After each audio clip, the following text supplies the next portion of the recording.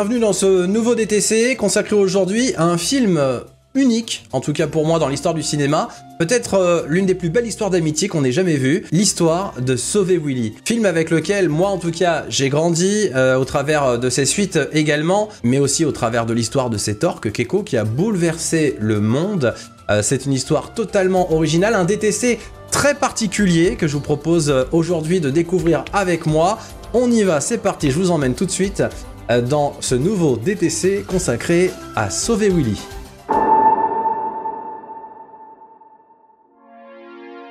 C'est en 1984 que le projet du film est né, lorsque Keith Walker imagine l'histoire alors qu'il travaille sur Les Goonies avec le réalisateur du film Richard Donner, qui deviendra d'ailleurs finalement l'un des producteurs de Sauver Willy. Dans le scénario original, le personnage de Jesse était un garçon muet de 10 ans vivant avec des religieuses. Richard Donner et sa femme, la productrice Lauren Scheller Donner, ont embauché le scénariste Corey Blechman pour modifier le scénario et le rendre moins sentimental, notamment en faisant de Jesse un ado sur le point de basculer dans la délinquance. Les producteurs se mettent alors à la recherche d'une orque pour incarner Willy et se mettent à rendre visite à plusieurs parcs situés aux États-Unis, au Japon, en France, en Espagne et en Argentine. Ils trouvent finalement Keiko, une orque de 12 ans, qui réside au parc d'attractions Reno Aventura à Mexico depuis 1985. Et ça tombe bien, puisque le parc doit subir des rénovations à cette époque et sera donc fermé au public en mai et juin 1992. Un décor en bois est utilisé pour donner l'impression que l'arène aquatique Reno Aventura est en fait située dans l'Oregon, au nord-ouest des États-Unis. Une fois le tournage terminé à Mexico, la production s'est déplacée vers l'Oregon, à Portland et à Astoria, lieu de tournage des Goonies. La scène du saut culminant se déroule à la Marina Hammond à Warrenton, où un lance-roquette fut utilisé, mais on y reviendra tout à l'heure. La scène finale, ainsi que les scènes des véritables orques en liberté vues dans le générique d'ouverture et de fin, ont-elles été tournées par Bob Talbot. Robin B. Armstrong, connu pour le film Pastime, sorti en 1990, est engagé comme réalisateur. Il est cependant renvoyé en avril 1992 après avoir demandé de nombreuses réécritures du script. Il est alors remplacé par Simon Windsor, quelques semaines seulement avant le début du tournage. C'est le deuxième film familial du réalisateur, après Daryl, sorti en 1985. Le film marque les débuts à l'écran de Jason James Richter. Alex Vincent, vu dans la saga Chucky, avait également auditionné pour le rôle. Le rôle de Dial, propriétaire du parc, a été proposé d'abord à Jack Nicholson, qui l'a refusé en raison d'un trop faible salaire proposé. Il échoua donc à Michael Ironside, habitué des films d'action et de science-fiction comme Total Recall, Highlander, Starship Troopers ou encore Top Gun. Le tournage principal eut lieu du 18 mai au 17 août 1992. La musique originale du film est composée par Basil Poledouris, qui composera de très jolis thèmes à l'opposé de ce qu'il a pu faire dans sa carrière sur des films épiques ou des films d'action comme Conan le Barbare, Robocop, Starship Troopers ou à la poursuite d'Octobre Rouge. C'est un excellent compositeur qui a eu le mérite de se renouveler à chaque fois qu'il a bossé sur un nouveau film. Sauver Willy sort en salle aux États-Unis le 16 juillet 1993 et plus de 6 mois plus tard, le 9 février 1994 en France.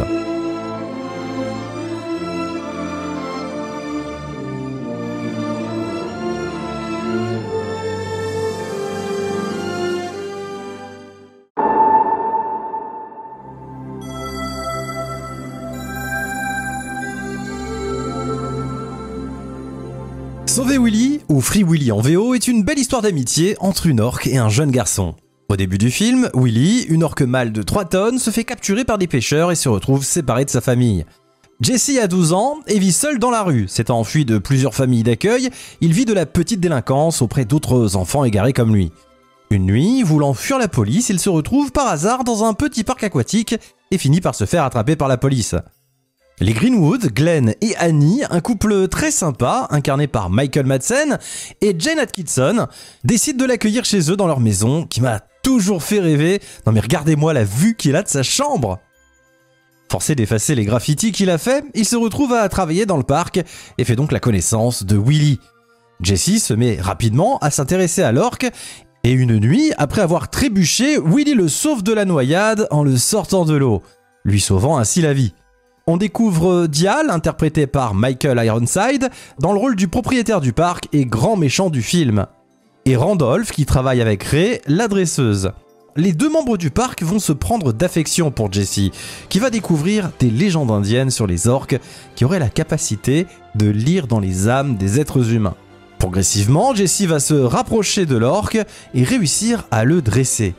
Il réussit même à monter un vrai spectacle, ce qui donne des idées à Dial qui voit le moyen de rentabiliser son investissement et de faire un maximum de pognon grâce à Jessie et Willy. Mais Willy étant un grand timide, rien ne va se passer comme à la répétition. Devant un public venu nombreux assister à la première du spectacle, mais très bruyant, surtout les enfants.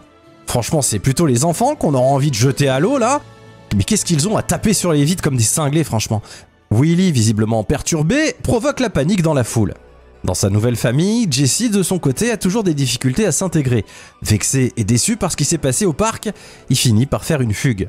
Partagé entre suivre le mauvais chemin ou rester auprès des Greenwood, il décide de dire au revoir à Willy avant de partir rejoindre ses amis à Los Angeles. Il surprend ainsi les propriétaires du parc en train de saboter le bassin afin de toucher la prime d'assurance. Aidé par Randolph et Ray, une opération sauvetage commence afin de sauver Willy et le remettre dans l'océan auprès de sa famille. Le transport s'avère délicat et ayant préféré emprunter un chemin de terre pour pas se faire repérer, la remorque est sur le point de basculer dans le vide. C'est finalement aidé par Glenn et Annie qu'ils finissent par reprendre la route. Arrivés à la marina, ils sont attendus par Dial et ses hommes, bien décidés à récupérer leur orque. Après une mise à l'eau dans l'urgence, Willy se fait à nouveau coincer par les filets. Il lui faudra un dernier effort pour atteindre l'océan en sautant au-dessus de la digue. Et ainsi retrouver sa famille. Et c'est la fin de Sauver Willy.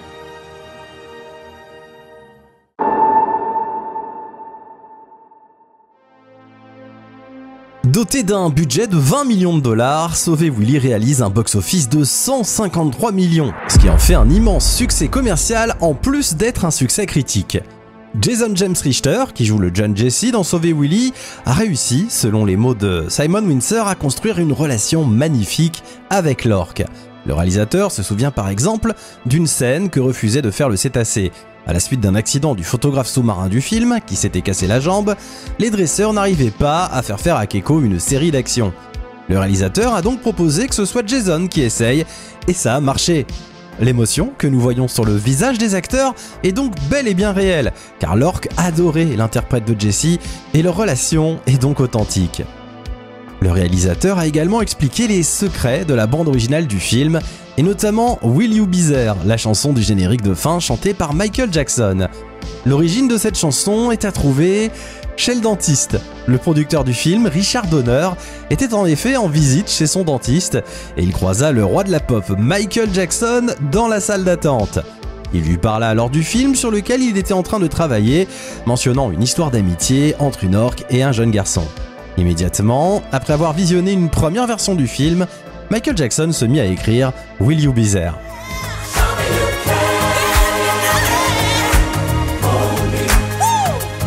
Quand on pense au film Sauver Willy, c'est bien sûr la scène où l'orque saute par-dessus la digue de rocher pour rejoindre l'océan qui nous vient immédiatement en tête. Il y a une période où les effets spéciaux numériques n'en étaient pas encore à leur plein potentiel. Le réalisateur Simon Windsor a dû faire preuve d'ingéniosité pour tourner cette scène qui fut l'une des plus difficiles. Ils ont tourné à marée haute dans un petit port et construit un lance-roquettes avec une baleine animatronique posée dessus. Ils volent donc hors de l'eau, s'arrêtent, puis c'est l'image de synthèse qui prend le relais. Laurie Petty s'est exprimée auprès du journal Le Guardian sur la personnalité de l'orque, décrivant Keiko comme intelligent et compatissant. Il fallait même lui dire bonjour tous les jours, où il aspergeait d'eau les membres de l'équipe. Keiko adorait qu'on lui frotte la langue pendant le tournage. La scène où Willy est libéré a été tournée au mouillage du bassin d'Hammond, au nord-ouest d'Astoria. Un portail marina de Dawson y a été construit pour le film. La plupart des plans rapprochés impliquant des mouvements limités de Willy, comme lorsqu'il est dans la remorque, et les séquences le montrant nageant en eau libre, utilisent une animatronique. C'est Walt Conti qui a supervisé les effets pour les orques. Il a estimé que la moitié des plans de l'orque utilisaient des animatroniques. Conti a déclaré que les petits mouvements d'une véritable orque rendaient en fait les choses difficiles à certains égards pour lui et son équipe. ils ont dû se concentrer sur des nuances plus petites afin de rendre le personnage plus vivant. L'utilisation la plus visible de CGI dans le film est le moment où Willy saute par-dessus Jessie et dans la nature. Contrairement à d'autres enfants acteurs devenus stars comme Edward Furlong ou Jack Lloyd, Jason James Richter a gardé la tête sur les épaules et n'a pas sombré dans la drogue et l'alcool. À tout juste 12 ans, l'acteur a obtenu le rôle de sa vie en incarnant le personnage principal de Jessie. Il reprendra ce rôle dans les films suivants, Sauver Willy 2, La Nouvelle Aventure, sorti en 1995, et Sauver Willy 3, La Poursuite, sorti en 1997. À partir de 1998, il n'apparaît plus sur les plateaux de tournage pendant de longues années, préférant se consacrer entièrement à la musique. Il devient ainsi guitariste pour plusieurs groupes de rock. Aujourd'hui, âgé de 44 ans, il est apparu principalement dans des séries télé comme Sabrina l'apprentie sorcière, Bones ou encore Esprit criminel. Il fut également à l'affiche d'un film d'horreur sorti en 2023 aux États-Unis, Natty Knox, où il partage l'affiche avec Robert Englund, connu pour son rôle dans la saga Freddy. Discret sur sa vie privée, il n'a a priori ni enfant ni relation amoureuse officielle. Mais pendant qu'à la Warner, on compte les billets et on se félicite du succès de Sauver Willy avec la mise en chantier d'une suite, y en a un dont la vie n'a pas vraiment changé. Keiko vit toujours dans son minuscule bassin à faire jusqu'à 5 représentations par jour. Heureusement, et malgré l'avis du studio, c'est encore notre producteur bien-aimé, Richard Donner, qui insista pour inclure le numéro de téléphone de l'Earth Island Institute dans le générique de fin. Et après la sortie du film, le public commence à s'inquiéter du sort de la véritable orque.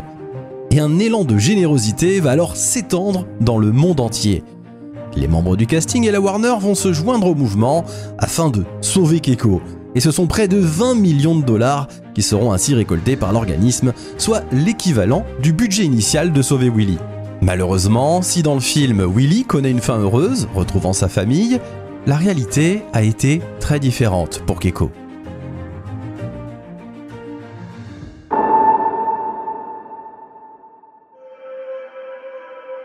Keiko est une orque mâle, tout comme Willy, lui aussi est né en liberté, en Islande, autour de 1976, avant d'être capturé vers l'âge de 2 ans. Il est alors vendu à un aquarium islandais où il va vivre 3 ans. À l'époque, il s'appelait d'ailleurs Siji, puis il est revendu en 1982 au Marineland des Chutes du Niagara, au Canada.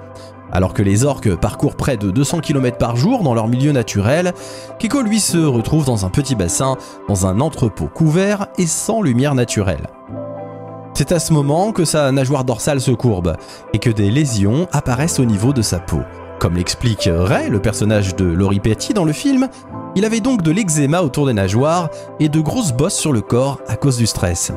Son aileron à lui, il retombe. Ça leur arrive en captivité. Pourquoi? Peut-être parce qu'ils n'ont pas assez de place pour nager. Et la cohabitation avec les autres orques est également difficile. Keiko se faisant régulièrement attaquer par ses congénères et est même victime d'intimidation par une orque plus âgée. En 1985, Keiko est racheté une nouvelle fois, cette fois par le parc d'attractions de Reno Aventura au Mexique. Ses conditions de vie ne sont pas meilleures, puisqu'il est placé dans un bassin minuscule, prévu au départ pour des dauphins, avec une température de l'eau de 27 degrés, ce qui est bien trop élevé pour lui, et une eau trop chlorée et salée artificiellement, les orques évoluant habituellement dans les eaux froides proches de l'Arctique. Et c'est là qu'il commence les spectacles, à un rythme affolant de 5 représentations par jour. C'est chez Reno Aventura qu'il prendra le nom de Keiko, un prénom japonais féminin qui signifie « chanceux ». À l'époque, il ne mesurait que 3 mètres de long, mais son destin bascule en 1991. Le mâle est alors repéré par la société de production Warner Bros. Et par le couple Richard et Lauren Scheller Donner, à la recherche d'une orque pour son prochain film. Un contrat entre le parc et la Warner est alors signé et le tournage de Sauver Willy démarre quelques mois plus tard.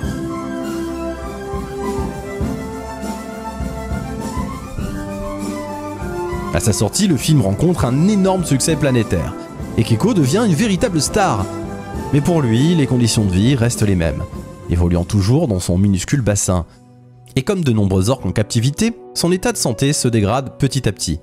Alors que les orques ont une espérance de vie comprise entre 60 et 80 ans, voire 100 ans pour les femelles, Keiko a à peine 20 ans, et son pronostic vital est alors engagé. Le mammifère marin est recouvert de lésions cutanées et son système immunitaire est affaibli. De plus, alors qu'une orque peut retenir sa respiration pendant 15 minutes, Keiko lui ne peut plus tenir que 3 minutes, signe de graves problèmes respiratoires. Le tollé pour la libération de Keiko est né du générique de fin présent dans le film, contenant un numéro de téléphone pour la préservation des baleines qui a reçu des centaines de milliers d'appels. Warner Bros et Craig McCaw ont demandé de l'aide au projet international sur les mammifères marins, qui a créé en février 1995 la fondation Free Willy Keiko. Grâce aux dons de la fondation et de millions d'écoliers, l'aquarium de l'Oregon à Newport a reçu plus de 7 millions de dollars pour construire des installations permettant d'améliorer sa santé dans l'espoir de le ramener éventuellement dans la nature. Reno Aventura a donc décidé de donner Keiko à la fondation sans contrepartie financière. Avant de quitter le parc d'attractions de Mexico, Keiko s'est tout de même produit devant le public pour une dernière fois et a été accompagné par des milliers d'enfants avec davantage de spectateurs observant son voyage de nuit vers l'aéroport international de Mexico. En 1996, Keiko est donc transféré à l'Oregon Coast Aquarium aux États-Unis, dans un bassin 4 fois plus grand que celui du Mexique et contenant cette fois de l'eau de mer.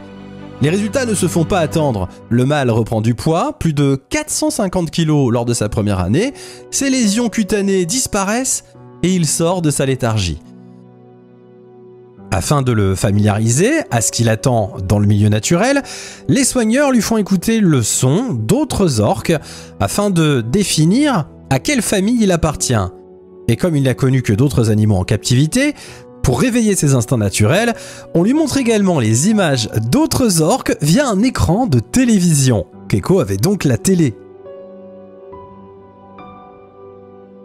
Un an après son arrivée, ses soigneurs commencent à lui donner des poissons vivants pour qu'il réapprenne à chasser. Et finalement, 3 ans après son arrivée dans l'Oregon, Keiko est déclaré prêt à être relâché dans l'océan.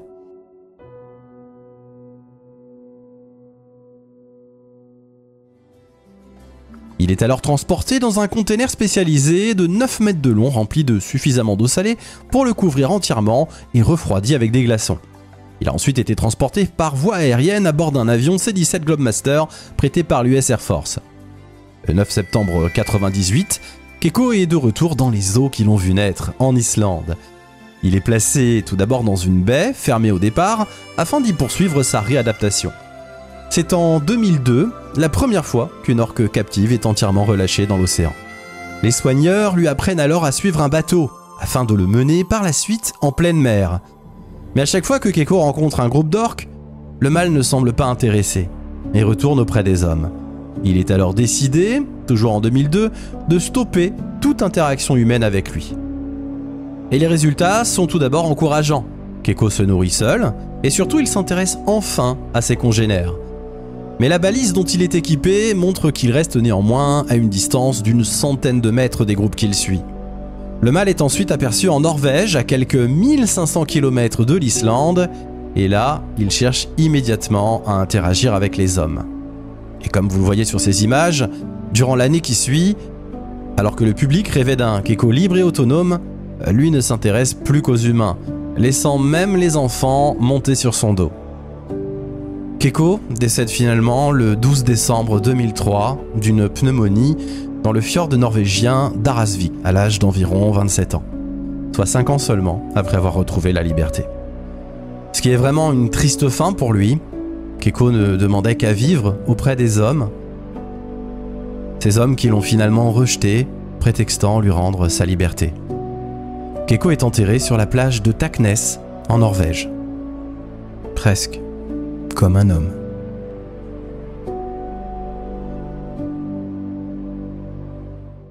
La plupart des sources concluent que le projet visant à libérer Keiko a été un échec, parce que l'orque n'a pas réussi à s'adapter à la vie sauvage. En Norvège, Keiko avait peu de contact avec d'autres orques et ne pêchait pas. Pendant des mois avant sa mort, la baleine était nourrie quotidiennement. Son retour ultérieur auprès des humains pour se nourrir et se tenir compagnie, et son incapacité à s'intégrer à un groupe d'orques, confirment que le projet a échoué, selon une étude scientifique publiée en juillet 2009. Une décennie plus tard, en 2013, c'est une vidéo du New York Times qui retraçait la libération de Keiko dans la nature. Les raisons citées pour l'échec de Keiko à s'adapter incluent son jeune âge au moment de sa capture, sa longue histoire en captivité et le manque prolongé de contact avec d'autres orques, ainsi que les liens forts qu'il a tissés avec les humains tout au long de sa vie. Malgré ses commentaires, Dave Phillips, directeur exécutif de la fondation Free Willy Keiko, a fait l'éloge du projet de libération. Selon lui, ils ont évité à Keiko une mort imminente au Mexique et lui ont permis de nager avec les baleines sauvages en Norvège. Keiko a pu passer 5 ans avec les images et les sons de l'eau de mer naturelle. Ce fut donc un grand succès pour Keiko, son bien-être et le monde entier qui voulait faire le bon choix, selon Dave Phillips. Mais une alternative à la libération des orques après une captivité à long terme existe bel et bien, c'est l'utilisation d'un sanctuaire ou d'un enclos océanique, selon Laurie Marino du Whale Sanctuary Project. Ils ne peuvent pas être libérés, mais leur qualité de vie peut être considérablement améliorée à plusieurs niveaux, de plusieurs façons. Et c'est le mieux que nous puissions faire pour les animaux en captivité.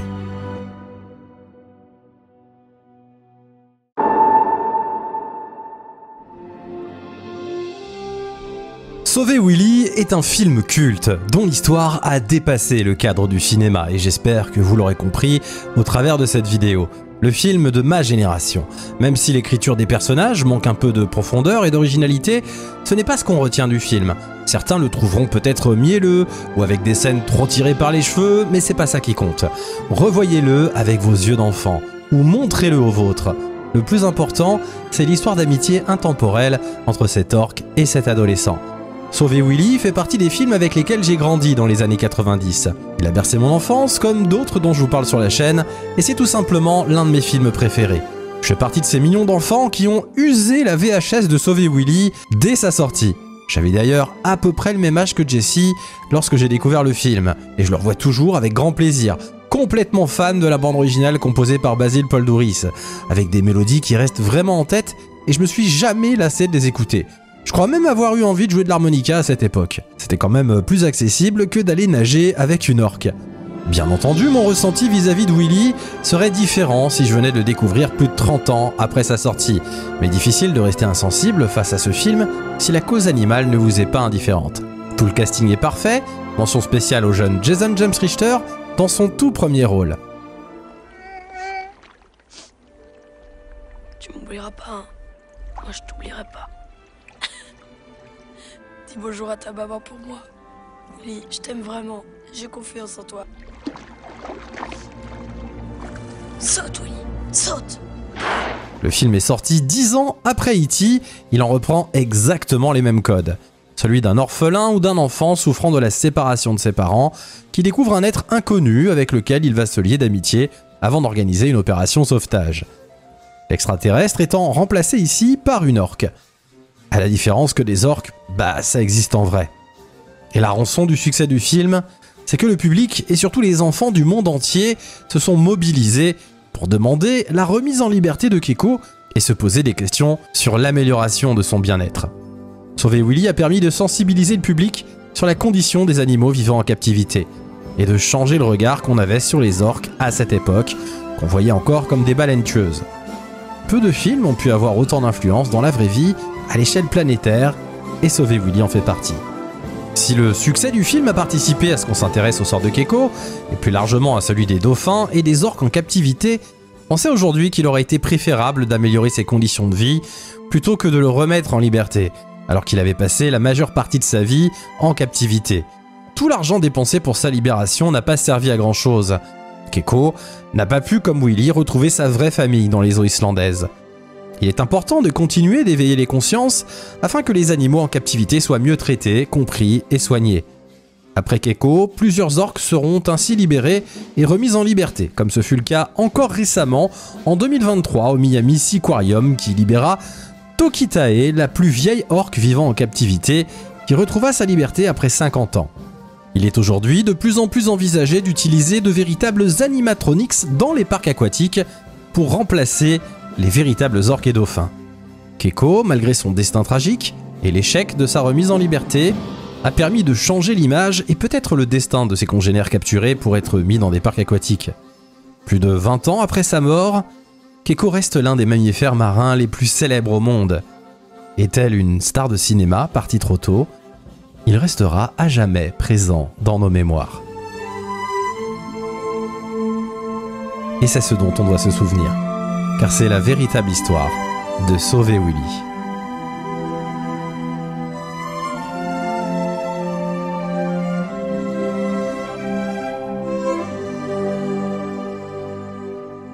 Merci d'avoir regardé cette vidéo jusqu'à la fin. N'oubliez pas de vous abonner si c'est pas déjà fait. C'est le moment ou jamais pour pas louper les prochaines vidéos et puis pour m'encourager justement à continuer à vous proposer des nouveaux épisodes chaque semaine. Likez et commentez bien sûr cette vidéo pour me donner votre propre avis sur le film Sauver Willy. Moi, je reste évidemment très attaché à ce film que j'ai dû voir, franchement, mais des centaines de fois. Je ne sais pas, à un moment donné, on compte plus. En tout cas, c'est un film voilà, qui me tient vraiment à cœur. Il y en a d'autres, hein, c'est pas le seul. Mais je tenais vraiment voilà, à faire le maximum pour rendre, entre guillemets, hommage à ce film. On y est vraiment attaché pour plein de raisons. C'est un petit bijou hein, pour moi, Sauver Willy, clairement. Il a certainement aussi réveillé pas mal de conscience. Il nous a appris d'une certaine manière aussi à découvrir l'orque qu'on connaissait pas jusqu'à maintenant. Et ça reste une histoire d'amitié qui, à mon avis, peut encore bouleverser les nouvelles générations, donc n'hésitez pas à le montrer à vos enfants hein, si vous en avez. Franchement, c'est le meilleur conseil que je pourrais vous donner. Montrez Sauver Willy à vos enfants, peut-être aux petits-enfants, aux enfants du voisin, aux neveux, aux nièces, bref, vous m'avez compris. Merci d'être chaque jour de plus en plus nombreux à vous abonner à cette chaîne et à me rejoindre chaque semaine dans les coulisses des plus grands films cultes de l'histoire du cinéma. Je vous dis à très bientôt pour un nouvel épisode de la série Dans ton culte, et n'oubliez pas, soyez heureux. Je t'aime, Willy.